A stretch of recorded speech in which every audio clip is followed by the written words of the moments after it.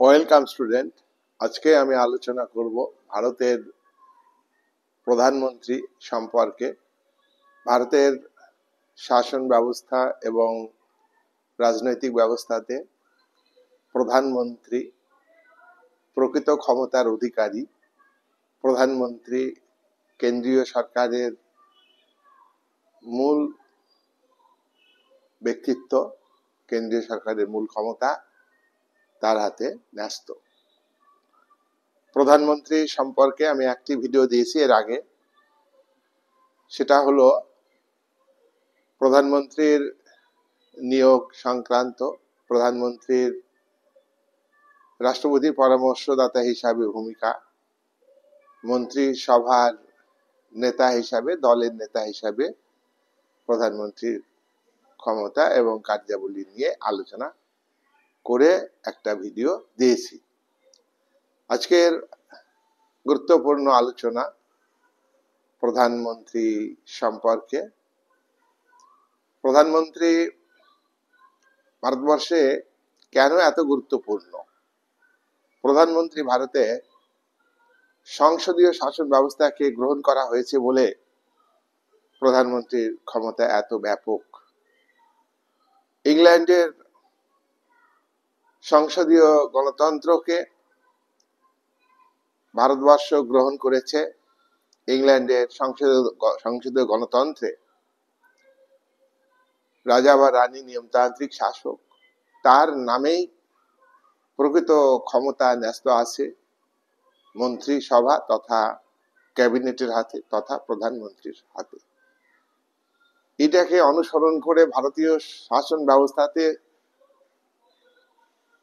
প্রধানমন্ত্রীর ক্ষমতা সম্পর্কে আমরা আজকে আলোচনা করব। ভারতের সংসদীয় গণতান্ত্রিক নিয়ম অনুযায়ী কাউন্সিল অফ মিনিস্টার, কেন্দ্রের অর্থাৎ কেন্দ্রীয় মন্ত্রিসভার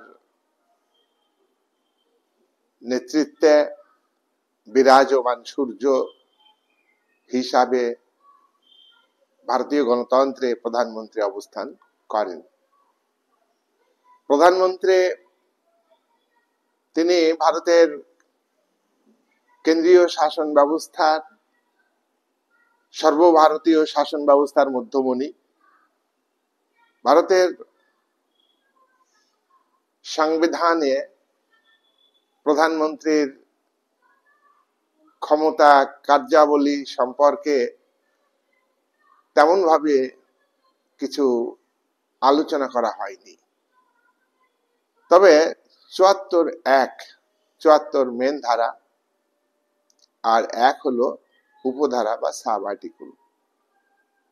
আর্টিকেল 74(1) ধারায় এই কথা বলা হয়েছে যে ভারতের প্রধানমন্ত্রীর অবস্থান মন্ত্রিসভার শীর্ষে।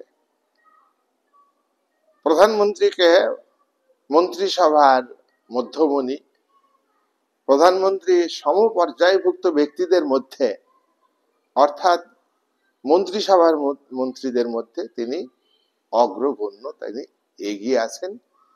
শুধু এগিয়ে নন, তিনি সর্বোচ্চ স্থানে রয়েছেন, শীর্ষে রয়েছেন। আর্টিকেল 75(1) ধারায় অর্থাৎ 75 মেন ধারা আর 1 উপধারায় বলা হয়েছে প্রেসিডেন্টকে অর্থাৎ রাষ্ট্রপতিকে প্রধানমন্ত্রীর সুপারিশ ক্রমে প্রধানমন্ত্রী যে পরামর্শ দেবেন রাষ্ট্রপতি, সেই পরামর্শ অনুযায়ী অন্যান্য সমস্ত মন্ত্রীদের, কেন্দ্রীয় মন্ত্রিসভার প্রধানমন্ত্রীকে রাষ্ট্রপতি নিয়োগ করেছেন, তারপর রাষ্ট্রপতির পরামর্শ ক্রমে প্রধানমন্ত্রীর পরামর্শ ক্রমে রাষ্ট্রপতি অন্যান্য মন্ত্রীদের নিয়োগ করেন, শপথ বাক্য পাঠ করেন। এক্ষেত্রে মূল ক্ষমতা প্রধানমন্ত্রীর হাতে ন্যস্ত। এই যে মন্ত্রিসভার অন্যান্য মন্ত্রীদের কে কোন মন্ত্রী হবেন, কারা কারা ক্যাবিনেট মন্ত্রী হবেন, কারা কারা রাষ্ট্রমন্ত্রী হবেন, কারা কারা উপমন্ত্রী হবেন, সবটাই প্রধানমন্ত্রীর ইচ্ছা অনিচ্ছার উপর নির্ভর করে। তবে তিনি দলের সঙ্গে আলোচনা করেন, দলের রাজনৈতিক পরিস্থিতি ইত্যাদির উপর নির্ভর করে তিনি নিজে লিস্ট তৈরি করবেন, লিস্টটা রাষ্ট্রপতিকে দেন, রাষ্ট্রপতি তাদেরকে নিয়োগ করেন। এই যে ব্যবস্থা, এই সিস্টেমকে ফলো করে এটা বলা যায় যে ভারতের কাউন্সিল অফ মিনিস্টারের দ্বারা পরিচালিত সরকার তত্ত্বগতভাবে সংসদ বা পার্লামেন্ট, প্রকৃতপক্ষে কাউন্সিল অফ মিনিস্টার আরো আরো বাস্তবসম্মত ভাবে বলতে গেলে কাউন্সিল অফ মিনিস্টারের মেন হচ্ছে প্রধানমন্ত্রী, ক্যাবিনেটের মেন হচ্ছে প্রধানমন্ত্রী। তাই একে ক্যাবিনেট পরিচালিত, মন্ত্রিসভা পরিচালিত সংসদীয় শাসন ব্যবস্থা না বলে প্রধানমন্ত্রীর দ্বারা পরিচালিত শাসন ব্যবস্থা বলাই ঠিক। ভারতের সংবিধানের ৭৮ ধারা অনুযায়ী আর্টিকেল 78 এ বলা আছে যে ভারতের প্রধানমন্ত্রী রাষ্ট্রপ্রধান, ভারতের সর্বোচ্চ ব্যক্তি, রাষ্ট্রের প্রধান, রাষ্ট্রপতির সঙ্গে যোগসূত্র রক্ষা করে চলবেন। প্রধানমন্ত্রী, মন্ত্রিসভা আর রাষ্ট্রপতি এই দুয়ের মাঝে সেতু বন্ধনের কাজ করবেন, যোগসূত্র স্থাপন করবেন প্রধানমন্ত্রী। প্রধানমন্ত্রী ভারত সরকারের মুখপাত্র হিসাবে রাষ্ট্রপতিকে পরামর্শ দেন, রাষ্ট্রপতিকে মন্ত্রিসভার সিদ্ধান্ত, কাজ ইত্যাদি সম্পর্কে অবহিত করেন বা জানান। আবার রাষ্ট্রপতি পার্লামেন্টের বা সংসদের, বাংলা সংসদ এর অংশ শুধু অংশ নয়, অবিচ্ছেদ্য অংশ। রাষ্ট্রপতিকে পার্লামেন্টের বাইরে কোনো মতেই ধরা যাবে না। তার কারণ পার্লামেন্টের নিম্নকক্ষ থেকে পাশ হওয়া বিল, উচ্চকক্ষ রাজ্যসভা থেকে পাশ হওয়া বিল রাষ্ট্রপতির সই ছাড়া আইনে পরিণত হয় না। এদিক থেকে রাষ্ট্রপতি পার্লামেন্টের অবিচ্ছেদ্য অংশ। আবার নিয়োগের ক্ষেত্রে আনুষ্ঠানিক যে ক্ষমতা সেটা প্রেসিডেন্টের আছে।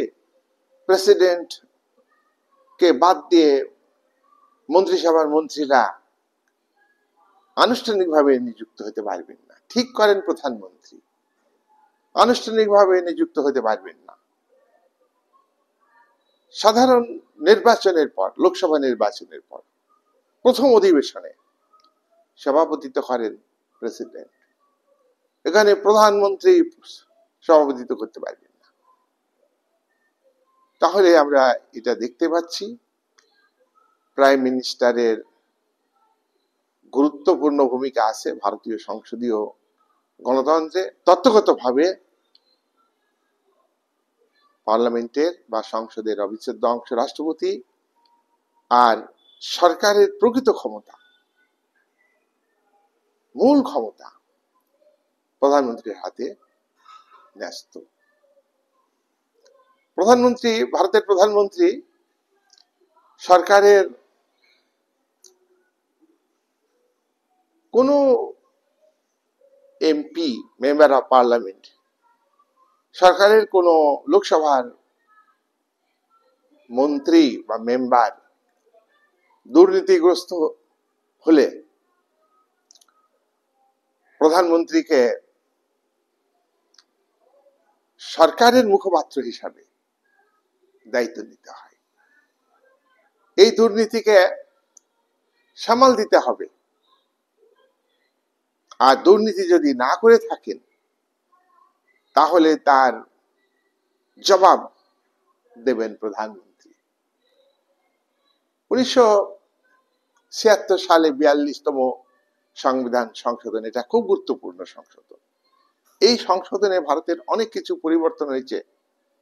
সেই পরিবর্তনগুলি আমি এখন আলোচনা করছি না, আমি এইটুকু আলোচনা করছি যেটা এখানে খুব প্রাসঙ্গিক।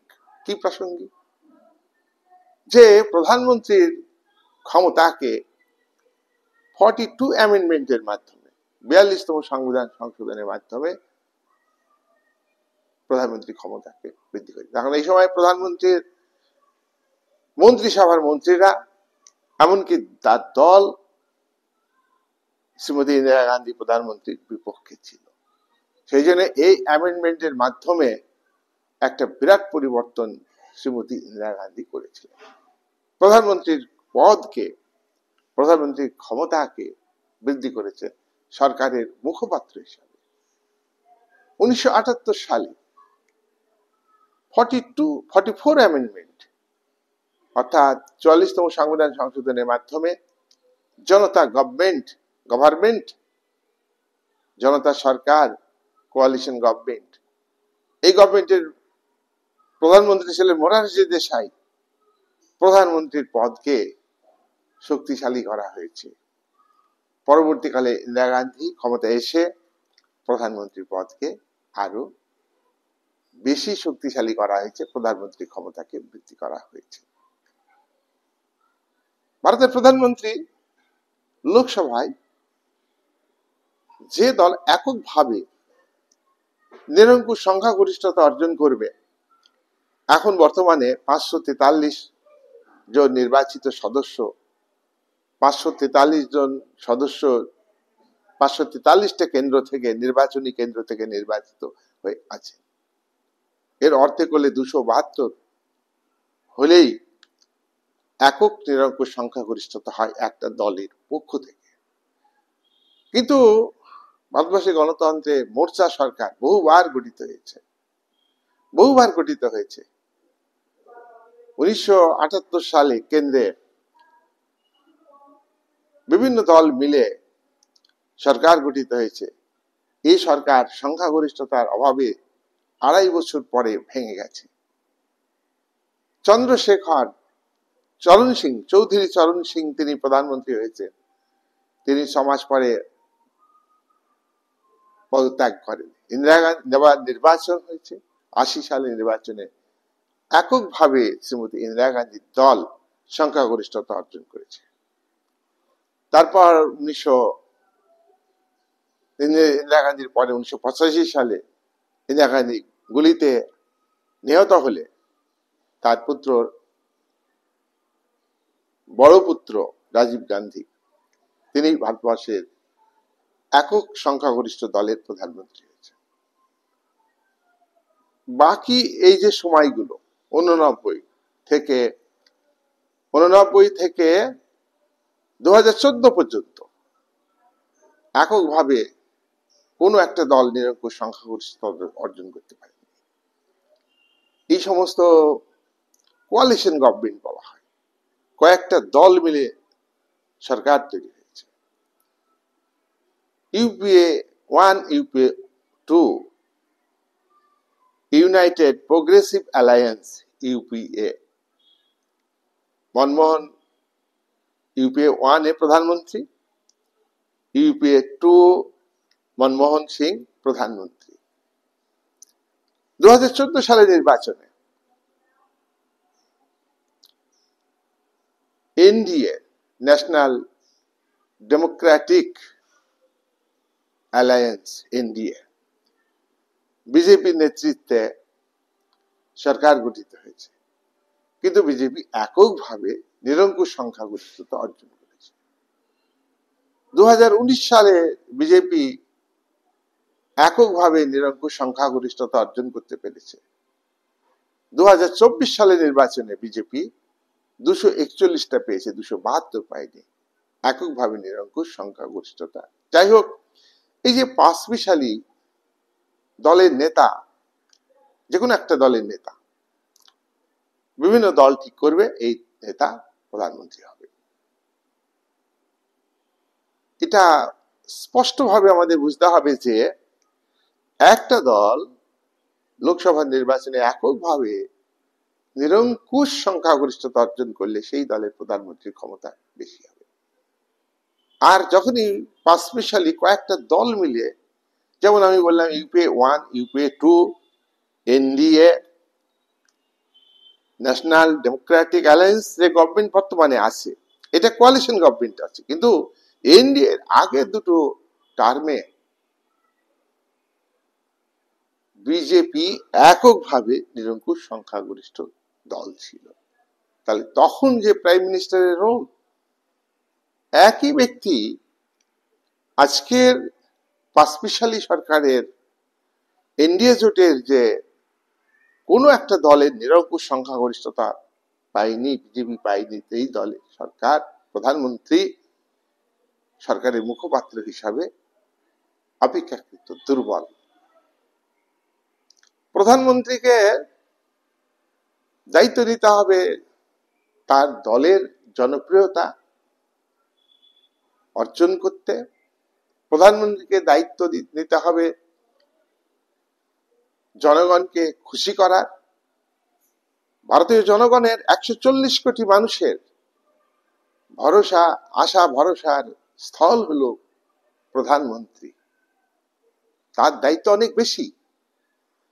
প্রধানমন্ত্রীর দায়িত্ব হলো জনসংযোগ সাধন করা। জনসংযোগ বৃদ্ধি পেয়েছে, তার কারণ ইন্ডিয়ান প্রাইম মিনিস্টার জনসংযোগ বাড়াইলে তবেই তার দল জিতার সম্ভাবনা থাকবে। প্রাকৃতিক দুর্যোগ, ভূমিকম্প হলে, খরা হলে, বন্যা হলে, সাম্প্রদায়িক দাঙ্গা হলে, আঞ্চলিক অর্থনৈতিক বৈষম্যের কারণে দেশের কোনো ভূখণ্ডে উগ্র আন্দোলন সংগঠিত হলে, বিচ্ছিন্নতাবাদী শক্তি আন্দোলন সংগঠিত করলে, এগুলো মোকাবিলার দায়িত্ব প্রধানমন্ত্রীর হাতে ন্যস্ত। এই পরিস্থিতিতে, প্রাকৃতিক দুর্যোগের পরিস্থিতিতে, রাজনৈতিক অস্থিরতার পরিস্থিতিতে, পলিটিক্যাল বিপর্যয় ঘটলে, ন্যাচারাল ক্যালামিটিজের কারণে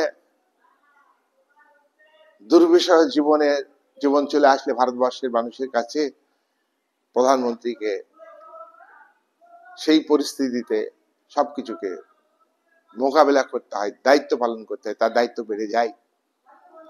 প্রধানমন্ত্রীর ভাবমূর্তির উপর, তার ইমেজের উপর দল এবং গভর্নমেন্টের ভাবমূর্তি অনেকটাই নির্ভর করে।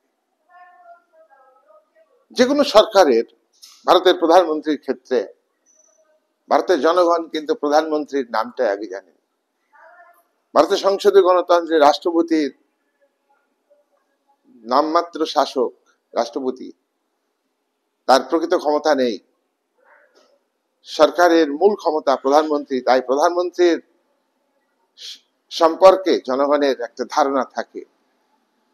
আর এই কারণে প্রধানমন্ত্রীর পার্সোনাল ইমেজ ভালো রাখতে হয়, যাতে তিনি করাপশনের সঙ্গে যুক্ত না হন। আর এই করাপশন মুক্ত প্রশাসন, রাজনৈতিক প্রশাসন চালাতে গেলে তার দলের কোনো মন্ত্রী করাপশনের সঙ্গে যুক্ত হলে তাকে বাদ দিয়ে নতুন মন্ত্রিসভার পুনর্বন্টনের দায়িত্ব তার। মন্ত্রিসভা গঠনে যেমন তার ভূমিকা প্রধানমন্ত্রী, তেমনি মন্ত্রিসভার পুনর্গঠনের ক্ষেত্রে প্রধানমন্ত্রীর ভূমিকা। প্রধানমন্ত্রীর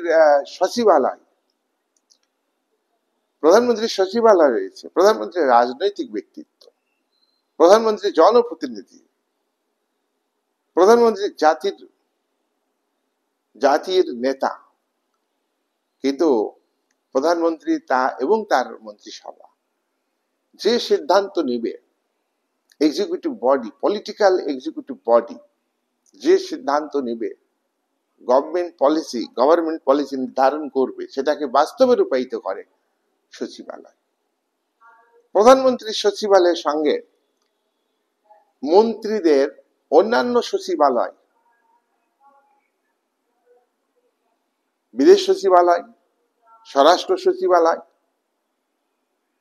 প্রতিরক্ষা সচিবালয়, সব সচিবালয়ের সঙ্গে অর্থাৎ প্রত্যেকটা মন্ত্রী সচিবদের সঙ্গে প্রধানমন্ত্রী সচিব তিনি যোগাযোগ রাখবেন। তাহলে এক্ষেত্রে প্রধানমন্ত্রীর অরাজনৈতিক অংশকে দুর্নীতিমুক্ত, স্বচ্ছ, সততা, দক্ষতা এগুলো প্রধানমন্ত্রীকে দেখতে হয়। ভারতের প্রধানমন্ত্রীর বিদেশ নীতি, পররাষ্ট্র নীতি, ফরেন পলিসি নির্ধারণের ক্ষেত্রে প্রধানমন্ত্রীর গুরুত্বপূর্ণ ভূমিকা আছে। বিদেশ নীতি নির্ধারণে ফরেন মিনিস্টার আছে, ministry of external affairs department আছে, বিদেশ সচিবালয় আছে, মন্ত্রণালয় আছে। কিন্তু বিদেশ সচিবালয়, বিদেশমন্ত্রী যা যা করবেন বিদেশ নীতি নির্ধারণে তার গাইডলাইন প্রধানমন্ত্রী দেবেন। এক্ষেত্রে বিদেশে, বিভিন্ন দেশে পররাষ্ট্র নীতির রূপকার হিসাবে, পররাষ্ট্র নীতির মূল ব্যক্তি, পররাষ্ট্র নীতির ভাবমূর্তি, ভালো মন্দ নির্ভর করে প্রধানমন্ত্রীর ভূমিকার উপর। প্রধানমন্ত্রী বিদেশ নীতি সম্পাদনে, বিদেশ নীতি বাস্তবায়নে চুক্তি সন্ধি করে এবং সেগুলিকে, চুক্তি সন্ধিকে বাস্তবায়নের দায়িত্ব প্রধানমন্ত্রীকে নিতে হয়।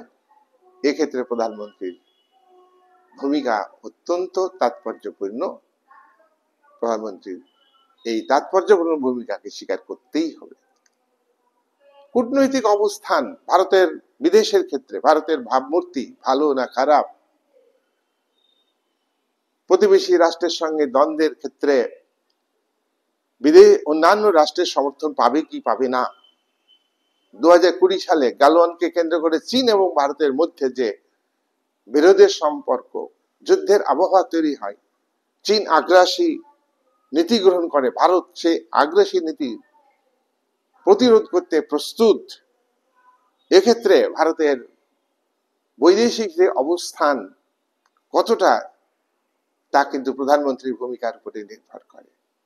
প্রধানমন্ত্রীর বিভিন্ন দেশের সঙ্গে কূটনৈতিক সম্পর্ক কেমন ভাবে গড়ে তুলেছেন তার উপর। চীন যুদ্ধের জন্য গালওয়ানকে কেন্দ্র করে যুদ্ধের মহড়া শুরু করলে ভারত তার প্রত্যুত্তরে আঘাত করবে, যুদ্ধকে প্রতিরোধ করবে ঘোষণা করলে, এবং ভারত আন্তর্জাতিক ক্ষেত্রে বিভিন্ন দেশের সমর্থন লাভ করে। রাশিয়া ভারতকে সমর্থন করে, ইংল্যান্ড, ফ্রান্স ভারতকে সমর্থন করে, জাপান, অস্ট্রেলিয়া, এই যে বিভিন্ন দেশ সমর্থন করলো, এর মধ্য দিয়ে প্রমাণিত হয় ভারতবর্ষের প্রধানমন্ত্রীর পজিটিভ রোল কূটনৈতিক সম্পর্কের ক্ষেত্রে কতটা কাজ করেছে, কূটনৈতিক অবস্থানের অগ্রগতি ভারতের কতটা, ভারত কতটা কূটনৈতিক সম্পর্ক দিয়ে এগিয়ে চীনের থেকে। চীন সমর্থন পায়নি, কয়েকটা দেশের সমর্থন পেয়েছে।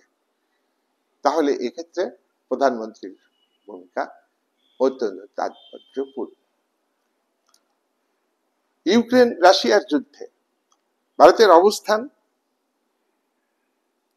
ভারত সরাসরি ভাবে রাশিয়াকে সমর্থন করেনি যুদ্ধে।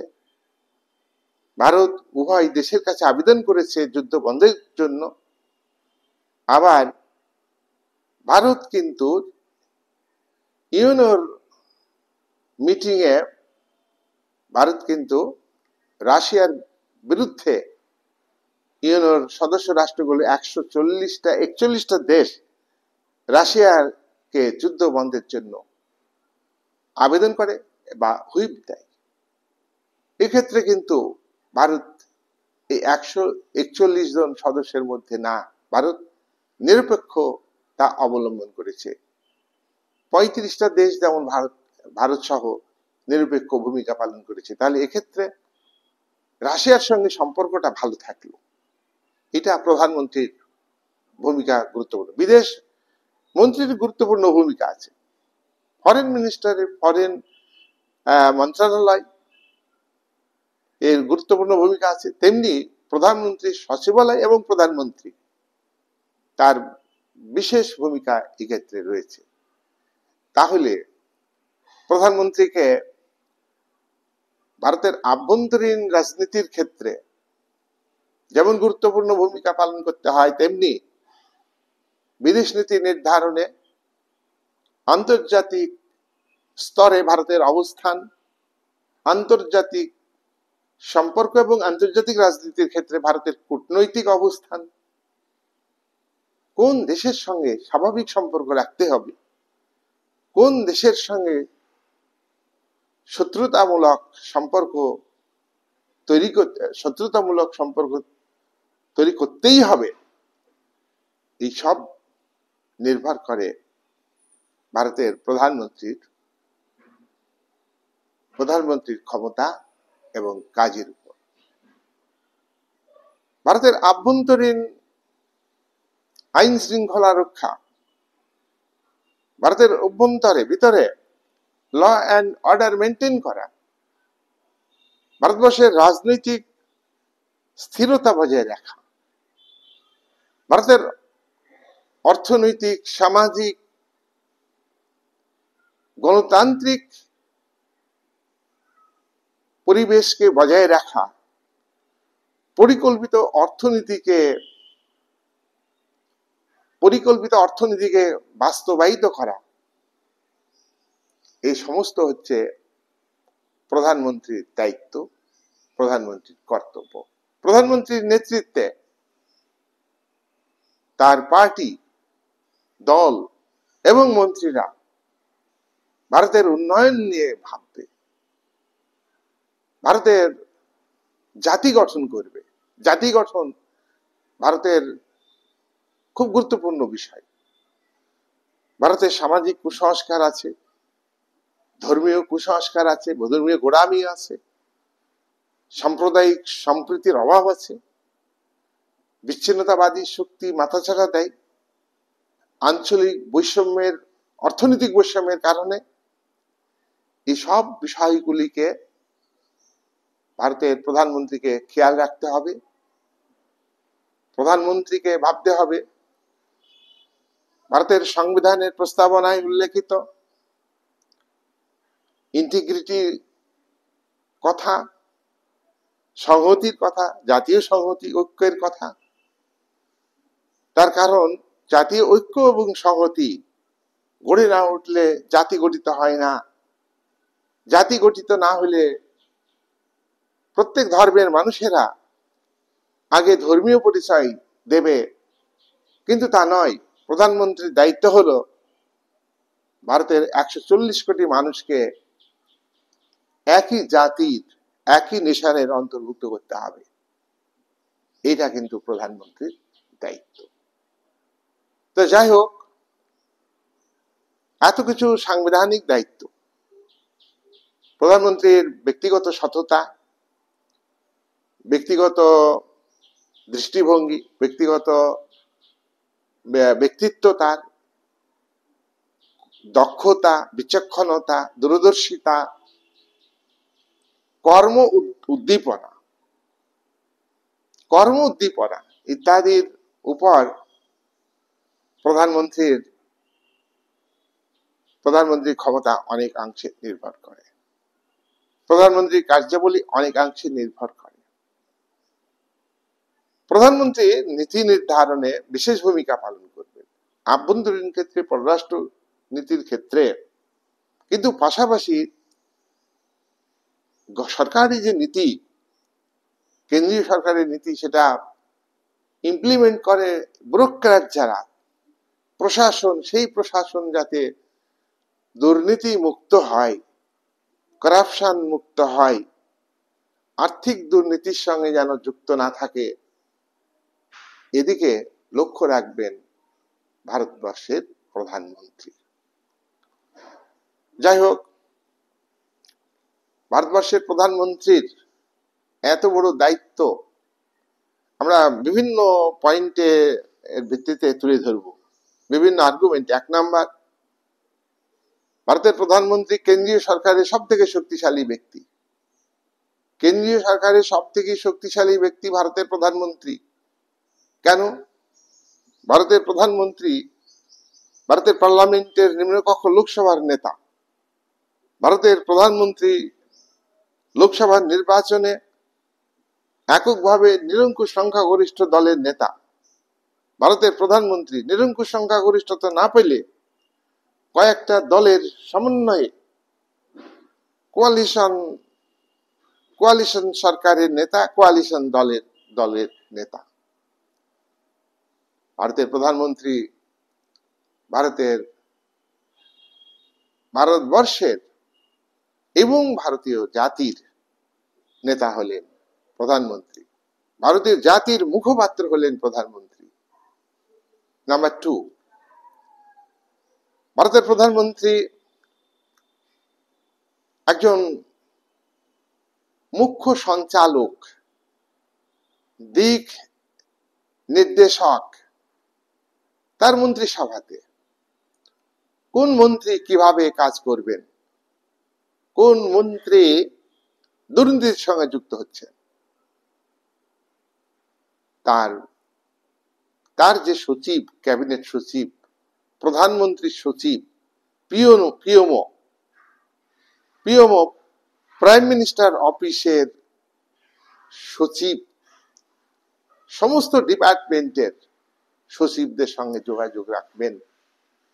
তাহলে ভারতের প্রধানমন্ত্রী হচ্ছে মুখ্য সঞ্চালক এবং বিভিন্ন মন্ত্রীদের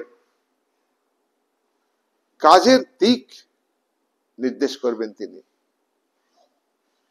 তাহলে ভারতের প্রধানমন্ত্রীর গুরুত্বপূর্ণ ভূমিকা আছে। নাম্বার 2, মন্ত্রিসভার মন্ত্রীদের নিয়োগ করেন রাষ্ট্রপতি, কিন্তু এই নিয়োগ কার ইচ্ছার উপর নির্ভর করে? ভারতের প্রধানমন্ত্রীর উপরে। সংখ্যাগরিষ্ঠ দলের নেতা বা সংখ্যাগরিষ্ঠতা না পেলে কোয়ালিশন দলগুলির যে কোনো একটা দলের নেতাকে রাষ্ট্রপতি নিয়োগ করেন। আর কারা কারা মন্ত্রী হবেন মন্ত্রিসভাতে তা প্রধানমন্ত্রীর ইচ্ছা অনিচ্ছার উপরে নির্ভর করে। মন্ত্রিসভা গঠনে প্রধানমন্ত্রীর ভূমিকায় আসল ভূমিকা। মন্ত্রীদের দপ্তর তিনি বন্টন করেন, মন্ত্রীদের দপ্তরের পুনর্বন্টন তিনি করেন। তাহলে এক্ষেত্রে প্রধানমন্ত্রীর ব্যক্তিত্ব, প্রধানমন্ত্রীর যোগ্যতা, বিচক্ষণতা, সততা থাকলে সৎ ব্যক্তিদের তিনি মন্ত্রিসভায় স্থান দেন। তিনি দক্ষভাবে প্রশাসন চালাতে গেলে, মন্ত্রিসভা চালাতে গেলে মন্ত্রিসভাতে ভালো ভালো মানুষ, সৎ বিচক্ষণ গুণী ব্যক্তিদের স্থান দেবেন। নাম্বার 3,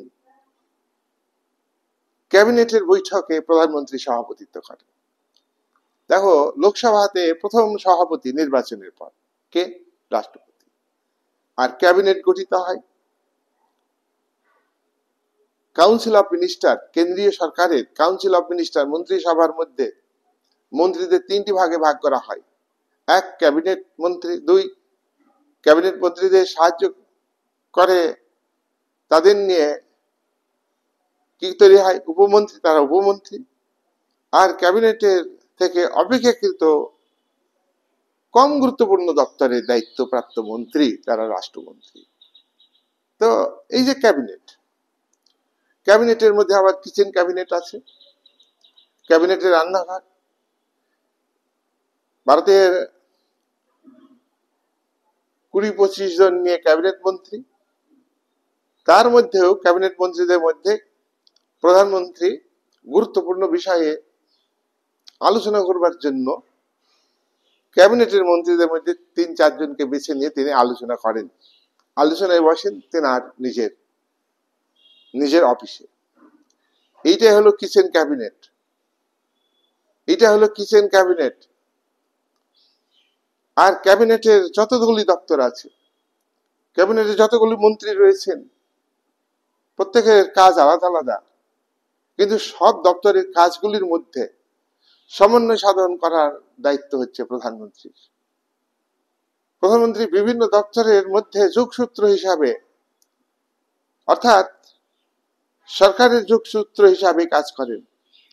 অন্যান্য মন্ত্রীরাও সঠিকভাবে কাজ করছে কিনা সেটা প্রধানমন্ত্রী দায়িত্ব পালন করবেন।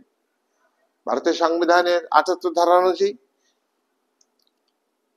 প্রধানমন্ত্রী মন্ত্রিসভার যে সিদ্ধান্ত হচ্ছে, সরকারের যে নীতি গৃহীত হচ্ছে, সরকার যে আইন তৈরি করছে, সেগুলো জানাবেন রাষ্ট্রপতিকে।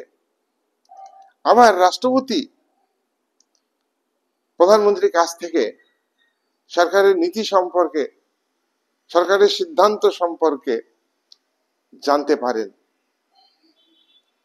মন্ত্রিসভার কোন মন্ত্রী ব্যক্তিগতভাবে রাষ্ট্রপতির সঙ্গে সাক্ষাৎ করতে পারবেন না। রাষ্ট্রপতির সঙ্গে কারা কারা সাক্ষাৎ করতে পারবেন, কখন সাক্ষাৎ করতে পারবেন, তার সাক্ষাৎ যে লিস্ট, সেই লিস্ট কিন্তু সাক্ষাৎ সূচি ঠিক করবেন প্রধানমন্ত্রী। প্রধানমন্ত্রী পরামর্শ অনুযায়ী এটা ঠিক হবে। তাহলে কোনো ব্যক্তি, কোনো মন্ত্রী ব্যক্তিগতভাবে রাষ্ট্রপতির সঙ্গে আলোচনার জন্য সাক্ষাৎ করতে পারবেন না। নেক্সট হচ্ছে ৪ নাম্বার, প্রধানমন্ত্রীর পরামর্শ ক্রমে লোকসভাতে রাষ্ট্রপতি অধিবেশন ডাকেন। প্রধানমন্ত্রী পরামর্শ দেবেন রাষ্ট্রপতিকে অধিবেশন ডাকার জন্য। প্রয়োজন হলে অধিবেশন স্থগিত রাখতে হবে, সেক্ষেত্রে কিন্তু স্থগিত রাখার ক্ষেত্রে প্রধানমন্ত্রীর গুরুত্বপূর্ণ ভূমিকা আছে। লোকসভার সভাপতিত্ব করেন স্বাভাবিকভাবে স্পিকার, আর নির্বাচনের পর প্রথম অধিবেশন রাষ্ট্রপতি যৌথ অধিবেশন ডাকেন রাজ্যসভা এবং লোকসভার সদস্যদের নিয়ে। অনেক সময় লোকসভা এবং রাজ্যসভার মধ্যে বিরোধ বাঁধলে সেখানে যৌথ অধিবেশন ডাকেন রাষ্ট্রপতি, কিন্তু এই সভাতে রাষ্ট্রপতি সভাপতিত্ব করেন না। তাহলে রাষ্ট্রপতি যখন সভাপতিত্ব করেন, সবার কাজ বন্ধ করা, সবার কাজ চালু রাখা, এটা প্রধানমন্ত্রীর উপরে নির্ভর করে। ভারতের প্রধানমন্ত্রী ভারত সরকারের মুখপাত্র এবং ভারত সরকারের নীতি নির্ধারণের রক্ষক।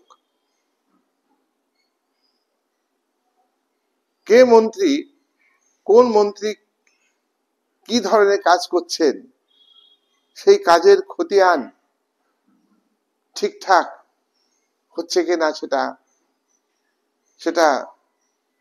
সেটা যদি পেশ করতে না পারেন, কোন মন্ত্রী তার দায়িত্ব লোকসভাতে ঠিকঠাক পেশ করতে পারছেন না, তার মন্ত্রিসভার কোন মন্ত্রী, প্রধানমন্ত্রীর কোন মন্ত্রিসভার মন্ত্রী ব্যক্তিগতভাবে বিরোধী পক্ষের বক্তব্যের জবাব দিতে পারছেন না, সেক্ষেত্রে তার জবাব এবং ওই দপ্তরের কাজের হিসাব, কাজের খতিয়ান প্রধানমন্ত্রী দেবেন।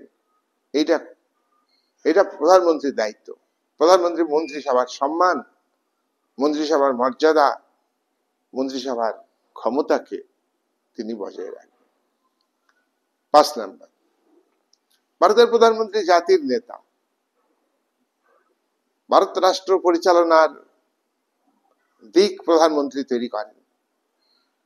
দেশের ভিতরে কিভাবে আভ্যন্তরীণ আইন শৃঙ্খলা রক্ষিত হবে, কিভাবে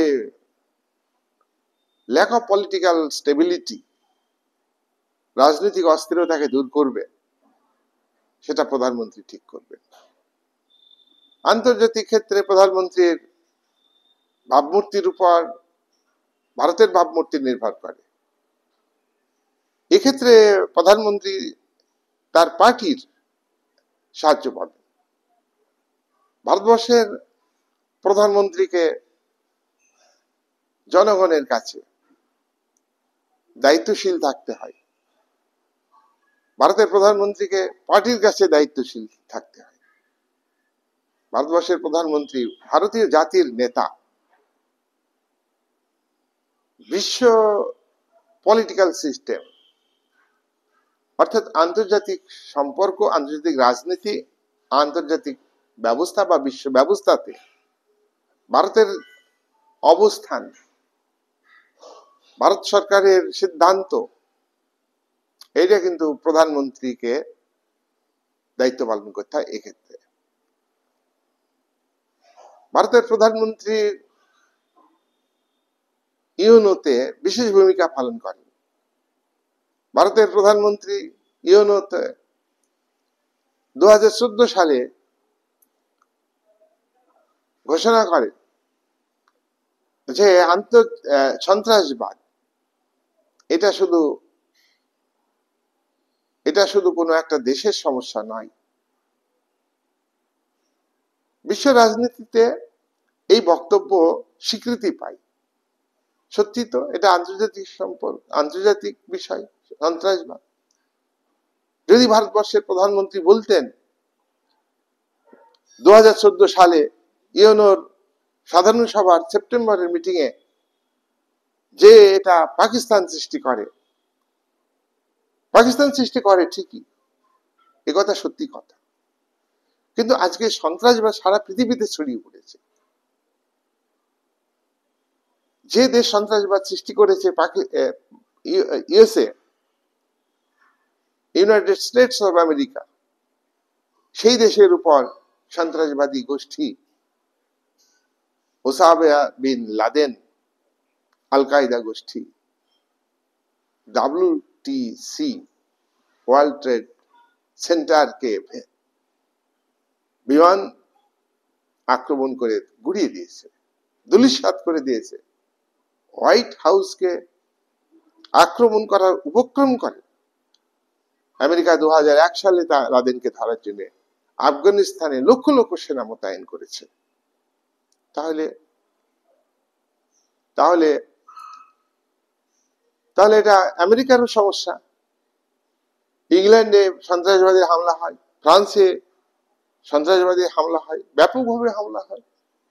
হ্যাঁ, ভারতে বহু ক্ষতি করেছে পাকিস্তান, সন্ত্রাসবাদকে উস্কানি দিয়ে, সন্ত্রাসবাদকে ব্যবহার করে। ভারতের আভ্যন্তরীণ ভূখণ্ডে, ভারতীয় ভূখণ্ডে এটা করেছে। তাহলে ভারত তো বলতেই পারত, যে ভারতের প্রাইম মিনিস্টার বলতেই পারতেন যে এটা ভারতীয় এবং পাকিস্তানের সমস্যা। এইভাবে ভারতের পক্ষ থেকে ভারতের প্রধানমন্ত্রী সন্ত্রাসবাদ একটা আন্তর্জাতিক সমস্যা, এই বক্তব্য তুলে ধরে ভারতবর্ষের অবস্থান, মর্যাদা, সম্মান আন্তর্জাতিক স্তরে বৃদ্ধি করেছে। তাহলে এক্ষেত্রে প্রধানমন্ত্রীর কিন্তু একটা বিরাট দায়িত্ব। ইউনোতে আঞ্চলিক সংস্থা সার্কে ভারত যে একটা ডমিনেটিং পাওয়ার, আধিপত্য বিস্তার করেছে 7টা দেশের সংগঠনে, আর 7টা দেশের উপরই ভারতের আধিপত্য আছে।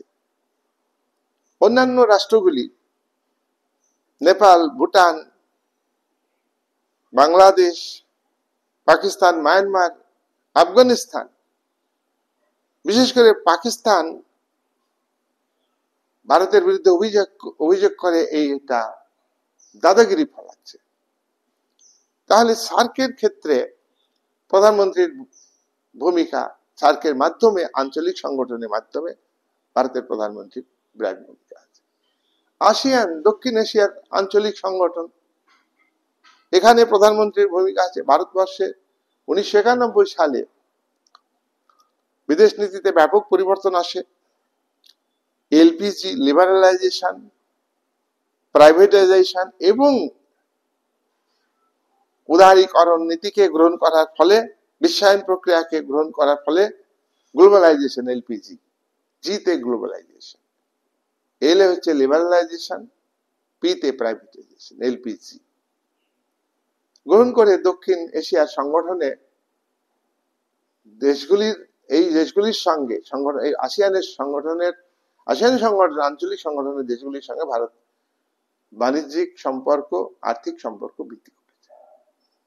যেখানে চীনের একসিটি আধিপত্য ছিল, সেখানে ভারত কিন্তু অনেকটাই জায়গা দখল করে নিয়েছে। ভারতের পূর্বে থাকা নীতি ভারতের বিদেশ নীতিতে স্থান পাওয়ার ফলে 90 দশক থেকে এটা শুরু হয়েছে। এটা আরো বেশি ক্রমশ এই ভারতের ভূমিকা বাড়ছে। এটা কিন্তু প্রধানমন্ত্রীর ভূমিকার উপরে প্রধানমন্ত্রী যেই থাক না কেন, তার মধ্যে ব্যক্তিগত যোগ্যতা, সংখ্যাগরিষ্ঠতা, পলিটিক্যাল স্টেবিলিটি এর উপরে নির্ভর করে ঠিকই। যাই হোক, এটা হলো ভারতবর্ষের সার্কের ক্ষেত্রে ভূমিকা, আসিয়ানের ক্ষেত্রে ভূমিকা। ইউরোপীয় ইউনিয়ন অর্থনৈতিক সংগঠন, এটা বাণিজ্যিক সংগঠন, নট পলিটিক্যাল। এক্ষেত্রে ভারতের সম্পর্ক কেমন হবে ইউ থেকে, ইউরো মুদ্রার সঙ্গে, এক্ষেত্রে প্রধানমন্ত্রীর ভূমিকা আছে। G20 20টা দেশের দেশ নিয়ে যে সংগঠন, আঞ্চলিক সংগঠন, এক্ষেত্রে ভারতের প্রধানমন্ত্রীর ভূমিকা অত্যন্ত তাৎপর্যপূর্ণ।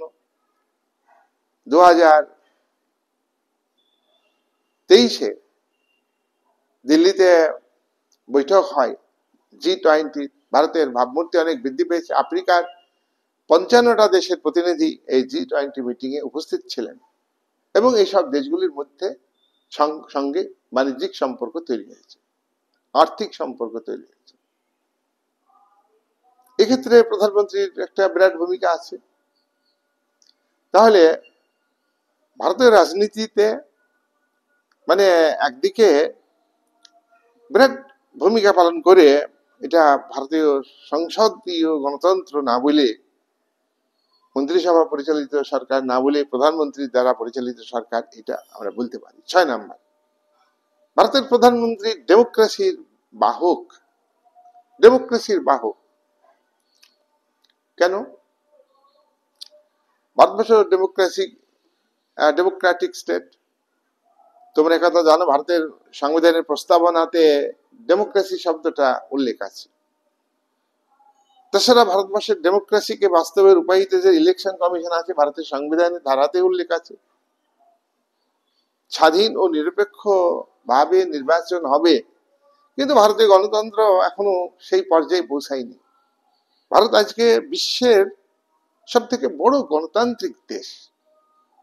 এত জনসংখ্যা বিশিষ্ট ডেমোক্রেটিক কান্ট্রি একমাত্র ভারতে আছে। গণতন্ত্রের পীঠস্থান ইংল্যান্ড, গণতন্ত্রের পীঠস্থান আমেরিকা, কিন্তু ভারতবর্ষ একটা বৃহৎ গণতান্ত্রিক দেশ। এই গণতান্ত্রিক দেশের কথা ভারতবর্ষ বিশ্বের বিভিন্ন দেশের মধ্যে এই ডেমোক্রেসিকে তুলে ধরবার চেষ্টা করে। যেখানে মিলিটারি গভর্নমেন্ট আছে, যেখানে সামরিক শক্তির কে ভিত্তি করে, যেখানে ধর্মীয় গোষ্ঠীর প্রভাবে শাসন ব্যবস্থা পরিচালিত হয়, সেই জায়গায় ভারত নিজেকে ডেমোক্রেসির হিসাবে, ডেমোক্রেটিক কান্ট্রি হিসাবে তুলে ধরে। এক্ষেত্রে প্রধানমন্ত্রীর ভূমিকা আছে। তাই প্রধানমন্ত্রীর এই যে সাফল্য, এই সাফল্যের উপর দেশের সাফল্য নির্ভর করে। আজকে প্রধানমন্ত্রীর ভূমিকাকে আরো সফল করে তুলেছে ইন্টারনেট ব্যবস্থা। প্রধানমন্ত্রীকে আরো সফল করেছে প্রশাসন চালু হওয়ার ফলে, কম্পিউটারাইজেশনকে গ্রহণ করার ফলে, বিশ্বায়ন প্রক্রিয়াকে ভারত গ্রহণ করেছে বলে, বেসরকারীকরণকে গ্রহণ করেছে বলে, এবং উৎপাদনের ক্ষেত্রে মূলধনী মালিকদের উপর স্টেটের নিয়ন্ত্রণ কমানোর ফলে ভারতের প্রধানমন্ত্রীর সঙ্গে জনসংযোগ এবং ভারতের প্রধানমন্ত্রীর সঙ্গে আন্তর্জাতিক স্তরে বিভিন্ন দেশের সঙ্গে যোগাযোগ স্থাপনের পরে ভারতবর্ষের সমৃদ্ধি হচ্ছে। আজকে ভারত ডেভেলপিং কান্ট্রিতে পরিণত হয়েছে। ভারত অর্থনৈতিক দিক থেকে পঞ্চম বিশ্বে, উন্নতির ক্ষেত্রে সামরিক দিক থেকে ভারত চতুর্থ, এবং আজকে ভারতবর্ষের যে ফরেন পলিসি, পিসফুল কো এক্সিস্টেন্স পলিসি, ভারতের সংবিধানের চতুর্থ অধ্যায় 51 ধারায় উল্লেখিত নির্দেশমূলক নীতির তে বলা আছে যে ভারত শান্তিপূর্ণ সহাবস্থানের নীতি গ্রহণ করবে, যুদ্ধ নয়, শান্তির নীতি, আগ্রাসী নয়, সহযোগিতার নীতি, পারস্পরিক সহযোগিতার নীতি, অন্যান্য রাষ্ট্রের উপরে অনহস্তক্ষেপের নীতি, হস্তক্ষেপ করবে না, আক্রমণ করবে না, এগুলো হচ্ছে ভারতবর্ষের বিদেশ নীতি। এক্ষেত্রে ভারতের প্রধানমন্ত্রীর বিশেষ ভূমিকা আছে। তাই ভারতবর্ষের প্রধানমন্ত্রীকে জনসংযোগ বাড়াতে হয়। তা বিদেশি শক্তির আক্রমণকে প্রতিরোধ করতে গেলে, চীনের আগ্রাসীকে প্রতিরোধ করতে গেলে, আমেরিকার অর্থনৈতিক ক্ষেত্রে আগ্রাসী নীতি, আমেরিকার সামরিক নীতি, পাকিস্তানকে সমর্থন, আমেরিকা ভারতের বিরুদ্ধে পাকিস্তানকে ব্যবহার করে, আমেরিকা ভারতের সন্ত্রাসবাদী গোষ্ঠীকে IMF এর মাধ্যমে অর্থনৈতিক সহযোগিতা করছে, চীন পাকিস্তানকে সহযোগিতা করছে, চীন ভারতের চারিদিকে বেষ্টনী তৈরি করে ফেলেছে, ভারতের মূল ভূখণ্ড কাশ্মীরের, যেটা আজকে লাদাখ কেন্দ্রশাসিত অঞ্চল, তার একটা অংশ কাশ্মীর ছিল 1962 সালে দখল নিয়েছে। আকসাই অঞ্চল, ভারতের প্রতিবেশী দেশ তিব্বত, সেটা চীনের নিয়ন্ত্রণে। চীন তিব্বতের উপর অর্থনৈতিক এবং সামরিক আধিপত্য বিস্তার করেছে। চীন তার ভৌগোলিক ম্যাপে আকসাই তো দখল করে নিয়েছে, দেখাই। ভারতের অঙ্গরাজ্য সিকিম তার ভৌগোলিক ম্যাপে দেখায়। ভারতের অঙ্গরাজ্য অরুণাচল প্রদেশ তার ম্যাপে দেখায়। বাংলাদেশের মাধ্যমে ভারতের দার্জিলিং, জলপাইগুড়ি যে চিকেন নেক, সেটা দখল করে নেওয়ার হুমকি দিতে বাংলাদেশকে সমর্থন করে। মায়ানমারের উপরে চীনের আধিপত্য অর্থনৈতিক সামরিক, শ্রীলঙ্কার উপরে আধিপত্য অর্থনৈতিক এবং সামরিক, বঙ্গোপসাগরের সিংহল দ্বীপ, শ্রীলঙ্কার একটা দ্বীপে সামরিক ঘাঁটি স্থাপন করেছে, আম্বার দ্বীপে। সর্বশেষে সে পাকিস্তানের আধিপত্য বিস্তার তো আছেই, সর্বশেষে সে ভারত মহাসাগরকে কন্ট্রোলে আনার চেষ্টা করছে।